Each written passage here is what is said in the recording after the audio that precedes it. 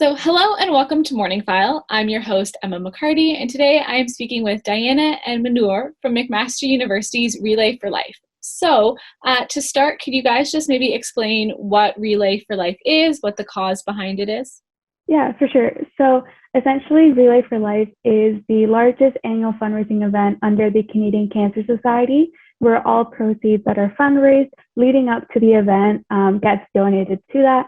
And usually it's an in-person 12-hour event, but this year we have continuously worked to reimagine it to become a virtual setting. So at its core, the whole fundraising, joining a community and kind of walking towards the cure or walking along those that are battling through cancer remains the same.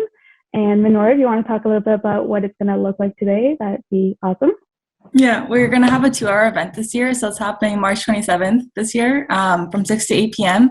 We're going to basically have survivor talk still. We're going to still have a Luminaria Ceremony, which is essentially where we have paper bags and we write a name of a cancer or somebody we know who has been affected by cancer in there, and then we put a light inside there. Typically, it's put along like the track where we walk to kind of remember those as we walk for a cure. But we're still going to have that little component so we can still remember those who are fighting. We're also going to have a bunch of different entertainments lined up. So one of them that got released on our social media yesterday was Bruce Buffer. He's going to come and do like a little introduction for the event. We have a bunch more lined up too, which is super exciting. And then we're going to have a bunch of activities kind of leading up to the event day. So the week of the event, we're going to have a ton of different opportunities for teams to bond with each other and for individuals to kind of participate more in Relay for Life. Yeah, that's awesome. So what event would you guys say, if you could pick, are you most excited for?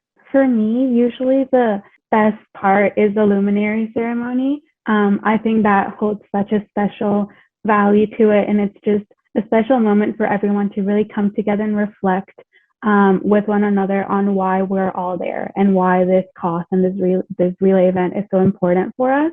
And it's not too long, but it's just a perfect amount of silence that you can give to really make the support be known to those that are battling with cancer and really make that impact across the country, because a lot of universities have this event. So it's really that moment where you all unite together, since every relay event has it. I'm really excited for the survivor talk. So I feel like that makes the event super real, because then you're able to see the impact that it has on people. We had someone from the Canadian Cancer Society come to one of our meetings and talk about the impact that it has had on previous survivors and how much this event means to them. And it just makes us feel so much more personable and makes the event feel so much more real than it already was, because you can actually see the impact that you're making on other people and like how much love and support they receive in this event. So I'm really excited to hear those talks. Yeah, that sounds awesome. It really sounds like you guys have managed to figure out a way to make it virtual while still keeping the important aspects. What was it like? I mean, you guys are the team captains. What was it like planning for an event like this virtually? It's been a bit of a challenge from last year. I think just kind of figuring out like how to outreach properly and how to gain a larger audience. But I feel like it's been a lot more accessible in the sense that usually like typically students from McMaster and like the surrounding Hamilton community can access the event because it is like in person and you usually come and walk. But this year, since it is virtual, we're able to reach out to like a bunch more people, and like a larger scope of people are able to attend our event since it's virtual and they can like access it from anywhere in the world essentially. So it's been a lot like better that way, because so many people are able to experience this wonderful event with us. But it's been nice because we were able to like get like a big outreach through emails and through social media. That's been a huge thing this year, and TikTok and Instagram and a bunch of like different platforms. Yeah, I think at its core, it's really been an opportunity to explore new venues and things we wouldn't have necessarily thought about. How do we not have the challenge to really only have social media or a virtual setting to communicate with people that have participated in the past, or make it known to those that don't even know it happened? Yeah, for sure. So how would you say engagement is looking this year? I know it's tough because it is virtual, but then you do have the ability to outreach to more people. Mm-hmm. So I think it's definitely been a challenge. If you were to compare it to past events, typically when the event is held in person, we have reached approximately 500 participants in the past. And because of the virtual setting and maybe even not knowing what the event is going to look like virtually this year, we have seen obviously like lower amount of participants. But we're still going hard.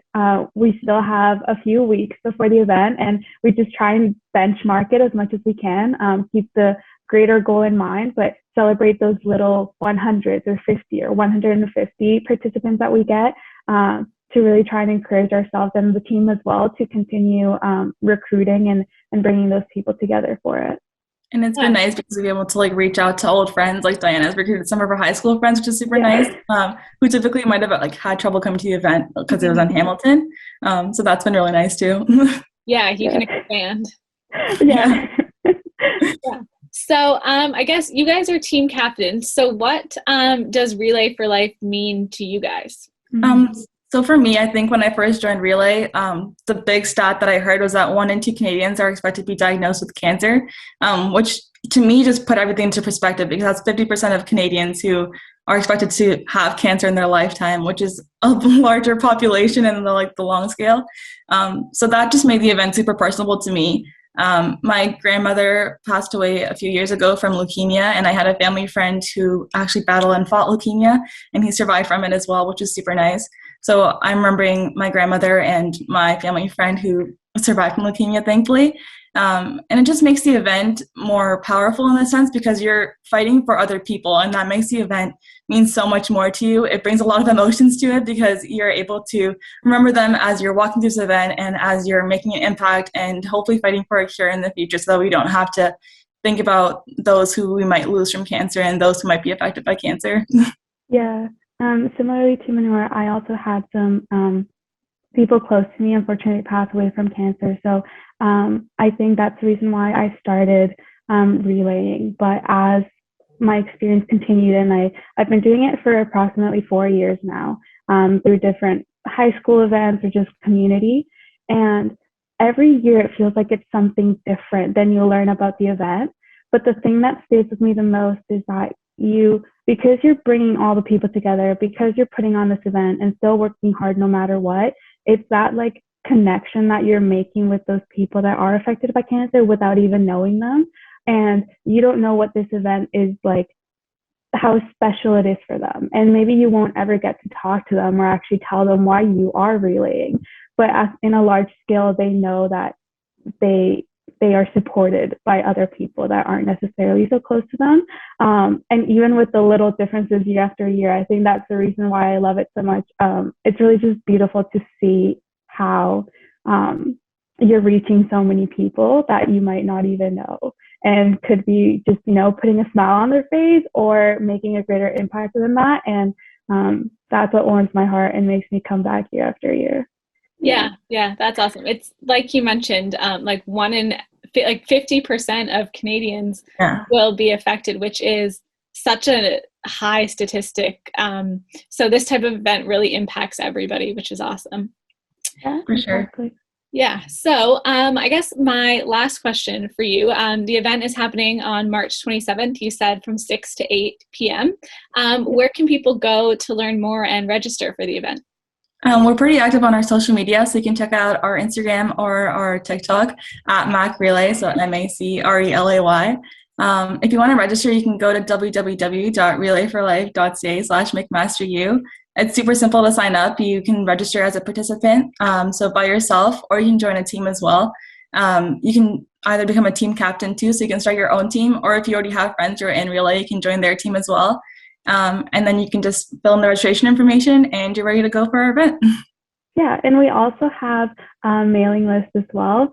So if you do check out our tree link in our social media bio on Instagram, you will see registration for that. And we just ensure that we email with more information, events, or exciting things that are coming up leading up to the event, especially this month. So if you want more information, definitely check that out, and we'll stay in close communication with you in that way. That was Diana and Mahnoor from McMaster's Relay for Life. The event will be happening on March 27th, virtually from 6 to 8 p.m. For more information, you can visit their social medias linked below, and to register for the event, you can click on the website below. For more MorningFile content, you can visit cfmu.ca.